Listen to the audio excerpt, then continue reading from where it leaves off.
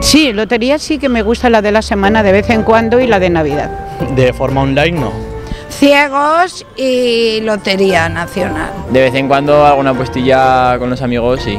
O estoy en el pueblo, a lo mejor sí que puedo jugar alguna partida, pero nada más, no. No, algún jueguecillo al móvil cuando tengo algún rato libre, pero vamos, nada excesivo. No soy biquera, no me gustan las cartas tampoco. La adicción al juego crece en nuestra tierra. En 2017 los aragoneses se gastaron casi 82 millones de euros solo en cartones de bingo. Crece el número de salones de juego y crece también las cantidades apostadas. Según los últimos datos, aquí en Aragón cada año se gastan en apuestas 63 millones de euros. Es un 60% más que hace 5 años. María es adicta al juego y acude cada semana a una terapia sobre ludopatía en Zaragoza. Lo hace acompañada de Luismi, su pareja, y en gran parte su tabla de salvación. Juntos nos cuentan su historia. Pues venimos a terapia, una terapia sobre ludopatía y drogodependencia. Y hace 3 años decidí que necesitaba ayuda. Tienes un caso, una enfermedad en tu casa, y no hay nada que te ayude a decir ¿qué hago? Hola, ¿qué tal, chicos? Buenas. Pasar. ¿Qué tal, María? ¿Cómo ha ido la semana? Bien, tranquila. A ver, nosotros ahora en estos momentos estamos tratando alrededor de 65 personas, todos con adicción al juego. El porcentaje mayor son apuestas. Podría ser un 80% de lo que entra. El otro 20% podríamos decir que están las máquinas, algún caso el bingo, pero sobre todo apuestas. El juego en mi casa siempre ha estado muy normalizado. O sea, en un principio no creía tener un problema con él, pero mi padre cae enfermo, no puedo superar la enfermedad, empiezo a jugar, en principio está controlado, pero a raíz de que él fallece se descontrola. Menos los fines de semana que estaba Luismi conmigo, de lunes a viernes, fácilmente 3-4 horas diarias podía estar delante de una máquina. Las tragaperras que eran a lo mejor 50-60 euros diarios, depende también un poco de las ganancias y pérdidas que hubiera. Si era todo pérdidas, pues el límite estaba un poco en 50 euros, pero si había habido ganancias eran los 50 euros que estaban destinados para el día más lo que se hubiera ganado. En total, entre lo que yo perdí en el juego, más los intereses que se generan de los préstamos que vas pidiendo para ir tapando los agujeros, en estos 3 años que estuve de forma más activa, he podido perder entre unos 45.000 y 50.000 euros. Empezamos apostando los chicos jóvenes, que ha puesto 2 euros, que ha puesto 5 euros, y llega a haber problemas. Pues bueno, mira, el último paciente que traté en cuestión de 2 años fueron 50.000 euros. Empieza a ser una obsesión, es lunes, martes, miércoles, es jueves, es a las 3, es a las 5, dejo de estudiar. Ahí nos damos cuenta de decir que se ha saltado esa barrera, y cuando ya empiezo a quitar dinero, empiezo a gastarme mi nómina, empiezo a mentir a mi familia. Cuando te pones delante de una máquina o juegas, evades los problemas que tienes. Es una forma de decir, estoy concentrada en unos colores, en unos sonidos, y me olvido de todo lo demás. La rehabilitación es posible.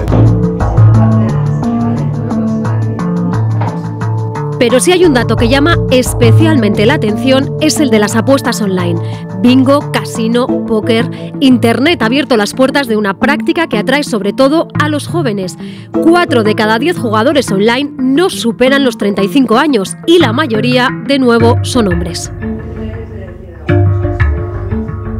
Yo comencé a jugar cuando cumplí los 18 años, que fue el año pasado en septiembre más o menos.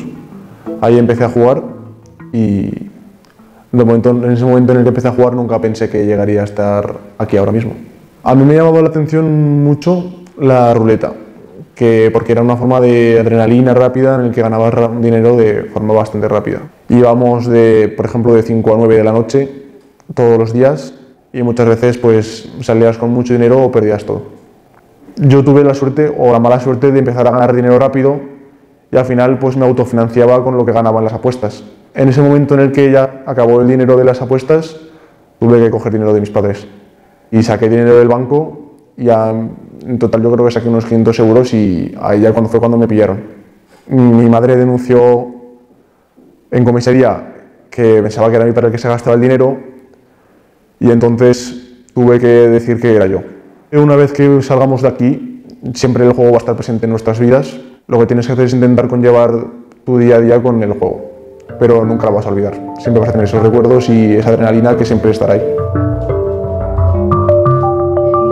Bueno, yo tengo 21 años y acudí aquí en una última medida de desesperación porque yo era adicto a los videojuegos, dejé mis estudios, dejé la universidad, dejaba de salir con amigos y dejé todo aparte por la adicción.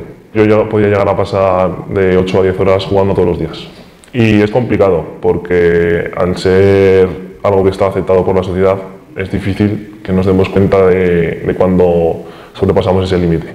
Pero sí que llegué a perder 2 años de mi vida, dejé oportunidades en el camino y bueno, afortunadamente ahora creo que lo he recuperado más o menos, estoy en ello, estoy en proceso, o sea que no todo está perdido. Llévame lejos. El teléfono de la esperanza supuso la salvación de José Luis, un ludópata rehabilitado. Tan importante fue para él que no dudó en convertirse en voluntario de la organización. Hoy puede presumir de haber ayudado a más de 2.000 personas adictas al juego en su proceso de rehabilitación. Llevo aquí viniendo pues unos 15 años a tomarme el café antes de subir al grupo de terapia con los adictos al juego para hacerles ver que el juego no hacía nada más que destruirse económica y como persona.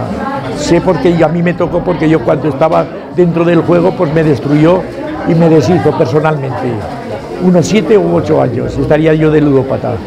Empecé en las máquinas y en el bingo a jugar. O sea, han sido las dos adicciones. Era muy fuerte esa adicción porque incluso llegué a vender un piso y jugármelo.